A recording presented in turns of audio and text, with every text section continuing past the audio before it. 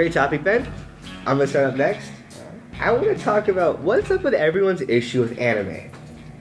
Like, societally, I feel like people have an issue with anime. And last week we talked about the whole neckbeard thing. About, like, what was the chicken versus egg thing? Was it people were scummy and they grew neckbeards? Or was it the neckbeards versus, like... And I think anime is enjoyable. I'm not like fantastic. Like, I'm not like it's not unenjoyable. Yeah, I'm not like whatever. But it's weird because I feel like there's so much artistry. Like some of my favorite games, like Persona and Catherine, like Atlas games, I enjoy more because they have anime inside of them. And so this is hand-drawn stuff. And no one's like, oh, you watch Disney movies as a kid? Weeb. But if you watch anything that isn't like a vanilla anime, like Pokemon or something like that, people give you trash. It's like, oh, I unironically watch Kill la Kill. It's like, what? Like, right? Even if you go even more esoteric than that, right? So Cowboy Bebop and all that other stuff. Yeah, exactly. Like, yeah. And I feel like Death Note, like, I feel like Death Note's on the edge of like, wow, really? Or like Oran High School Host Club. That's the only anime I know. So whenever that conversation comes up, I'm like, oh yeah, like we're on High School Host Club. It's fair. I'm in the culture. Here I am. And I realized when I talk to my buddies, like in public, like I would do computer science in high school and stuff, and I'd be like, yeah, I'm starting an episode of Psychopaths. I'm really enjoying this, blah blah blah. And people would look at it like, oh really? And I'm like, I you like anime, Berman. And I realized like, wow, there is a stigma around this societally. It's so bizarre because, like, Star Wars had a stigma behind it in the past, right? Yeah. Star Trek, whatever. Star Trek definitely did. Yeah, but now it's still pretty uncool to watch. It's uncool, but it's less like throw it in the locker or whatever. Yeah. And Star Wars is mainstream as all get. Everyone loves them. Everyone has an opinion on the prequel sucking, right? Like everyone has some kind of opinion on it. So it's so weird. Of like, is anime ever gonna seep into natural culture, or has it and its spot is as a lower class art form? I mean, there's different kinds of fans of everything, and there's fans who, like, I think the fans are what bring up the stigma, and that's like some people are really into like the whole, I only really watch the subbed versions because that's the purest way, and then they're like, if you watch dubs, they're like the kind of people who get aggressive with you, like that's not the true form. But I think it's mostly in the fans. I don't think so much it's the art, unless it's like this, like the pervy kind where people are like, a lot of people are uncool with that on like a base level. But I think most of the time it's the fans doing it. Yeah, no, that's why like I've always stayed away from anime, because like I know if I just even dip my tone a little bit. And like it's quicksand. It's quicksand. But also like I know that like a tentacle grabs you, pulls you, and then you're. Well, that's a whole other route. That's another topic. But like the whole dubbing, like I just like I don't mind a dubbed version, but like getting shit from other anime fans for liking what they do just in a different way. Nerds. Weebs. It's just I don't want to be in a hostile fandom. No, for sure. I agree. And that's my issue is I've never identified with anime, and I've never identified with, like, video games are one of my major hobbies and pastimes. It would be like, for me it goes watching movies, video games, and like television content, and then sports, right? Even though I played sports all through high school and people like might have known me for like, oh yeah, you played football, you played wrestling, whatever. Right. It was like my video game playing was my major pastime. And what's weird is I never got along with the other kids in my school who played video games. Like everyone, like when a Pokemon club started at my school and like everyone started bringing their DS started playing, I didn't join that. And when people would do whatever, like I owned like every single Yu-Gi-Oh trading card and Pokemon trading card and Digimon trading card. I watched all the whatever. Me too. Whatever. I would never engage in those things. Like I've never once had an inkling of I want to go to E3. Because it's like, I know I'm being surrounded by this toxic culture. Yeah. And I realized that it's like, the things I like the most, I don't like the society, like the culture of. They almost bring themselves down because of the media. I'm like, video games take so much artistry and time and money and energy, and they're so cool, and they get better every single year. And like, it's still almost like, it's still a pastime. It's an ephemeral thing that you throw away, And I agree with that. But there's one major difference between those two different mediums, which is video games can all be wildly stylistically different, and to a degree so can anime, but anime is all built from one basic style. Right. And that is and that I feel is like once you form an opinion on an anime, and then you watch another, you kind of have that feeling about that one anime because it's a similar style. Some play with it and are like One Punch Man. Yeah, I just started watching that recently, and it's so stylistically different. But at the same time, it's got all the influences that most anime has, which doesn't help when you form a wide sweeping opinion, and then some other people are like, well, just try this one. But on the surface, to someone who doesn't watch a lot of anime, it looks the same. Exactly. See, and I'm glad you got into the style aspect of it, because that's the one thing that I would get if people hated it is because of style. Because naturally, like older anime is lazy. It's really just like the same style, and then you just move the mouth, and you're like, oh wow, look at this whole thing. It's like those last 20 whatever frames are the exact same. It's just they're moving their mouth. They had to build up that whole industry like that. Now is the best time for anime, but it's only more enriching for people like us who have stuck with it and gone through those lazy periods. And now you have all these really beautiful facial gestures and stuff like that. Even the features that you see in movies. I saw Your Name with a buddy of mine a few weeks ago. Beautiful movie. The Boy and the Beast was way better though, in my opinion. It was so gorgeous. The animation was absolutely beautiful. Right.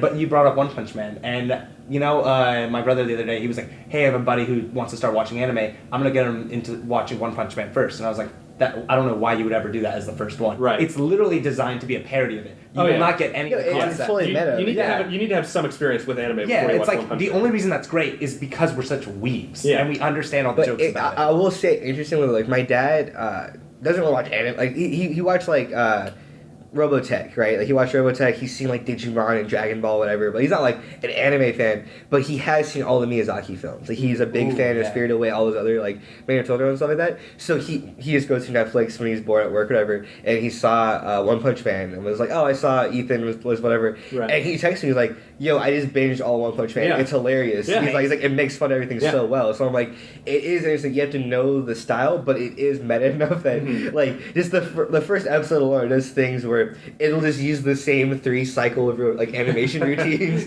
while he's just doing different narration. You're like, this is just so meta.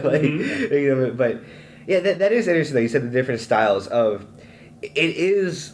I would say an inch deep, but a mile wide. Where it is a medium of there's so much variance, but at the same time it's all the same thing. Yeah. But that would looking at Matt right now. One of the first things I always clicks in my head whenever I think about you is he's the first person I know that's a Rooster Teeth fan that got into it through Ruby.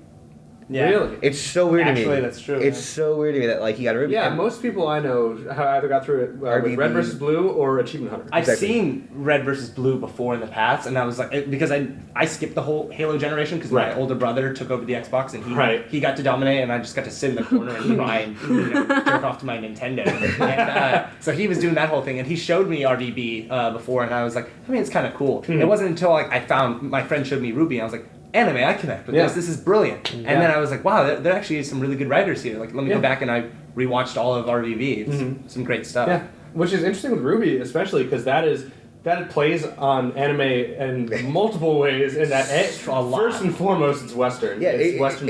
It's basically a voyeur anime. Yeah, it's people on the outside looking in. And 3D animation. That is a huge Western style trying to comment on Eastern style. Yes. It's trying to be Eastern, but it's still holding those our kind of concepts, and at the same time it's very meta in itself. Yeah, they have a whole series called Chibi. It's just where it's just a huge version. I'm pretty sure it was the last episode of the first season of Chibi. Not that I watched it or anything. It's one of the characters that died in the actual show comes out, and they're like, oh, wait, how is this possible? And then one of the other characters is like, it's fine. This is a different canon. We're good. Yes, it's just that's the only reason that I can't watch Ruby Chibi is because I watched the first 3 seasons of Ruby's, and the last episode of Volume 1, or is it Season 3 or whatever you want to call the actual series was super dark. Yeah, and then, good. And then they're like, okay, fucked it. And then they're like, okay, now hold on, here's something nice, and I couldn't do that.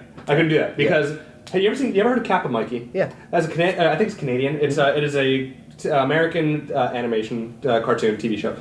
So many words. And it is an American who moves to Japan to be an actor. Yeah. And they comment on anime by everyone in Japan is animated in the anime style, and Mikey is just this flat 2D boring solid outline guy, and that was my and that is a commentary on anime that I feel like that one was aimed at kids, and that gives kids who are watching that who don't watch anime an idea that Japan and animation and anime are stupid. Look at all this how stupid they are in Kappa Mikey. Why would I ever watch it actually?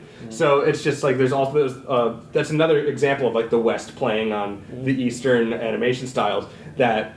Ruby did it well, and Ruby gets people interested in anime, while Kappa Mikey is kind of hey, let's play it for laughs, that kind of is detrimental to some people's view. It's like parody versus pastiche in that way, very much so. Yeah, for sure.